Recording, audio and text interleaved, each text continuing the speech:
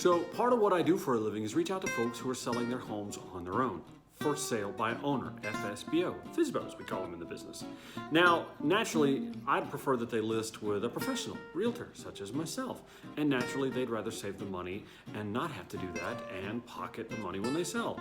Okay, rather than debate the pros and cons of going in either direction, I thought I'd share some for sale by owner tips. 1, answer your phone. I can tell you how many people put their listings up on the apps, for sale by owners, phone number there, and they don't answer their phones. Selling is a business. Businesses answer their phones. Answer your phones. Could be business. 2, this is kind of a biggie for me. Please don't type in all caps. In the social media and web world, you're yelling. I know you're not, but that's how it comes across. It's hard to put emphasis on words when you can't italicize or put letters in bold or underline, but trust me, all caps is just yelling. Also, have someone spell check to make sure that everything's correct. Just one of those little things you want to do to make your ad stand out. 3, post as many pictures as you can. Don't be deceptive. Nobody likes to be deceived and then lured to look at a house only to be disappointed. You're just wasting everybody's time then. 4, somewhere in the ad, make sure that you mention that the buyer's agency commission is going to be there. Usually there's 2 agents involved in a typical home transaction. The listing agent, 3%, that's what you're looking to avoid. And then you get this person over here, the agent for the buyer.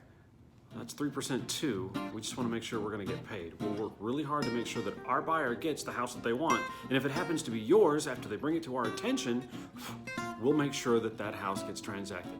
But we've got to work for it. And in order to work for it, we want to get paid. 5, I'm going to go back to this because I think it's kind of a big deal. Remember, answer your phones. I know real estate agents are calling you all the time trying to get you to list your house with them. It's part of the job.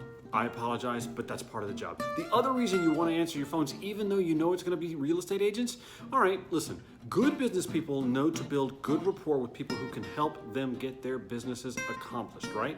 That's what we do. We're calling you, we're trying to, stand out, be remembered, be courteous, so that if and when you do decide to sell your house, you're going to remember us first. And it works kind of the same way. Like if we have a buyer client who describes for us a house that sounds a lot like yours, we're going to remember A, the house, and B, that nice person who's trying to sell the house.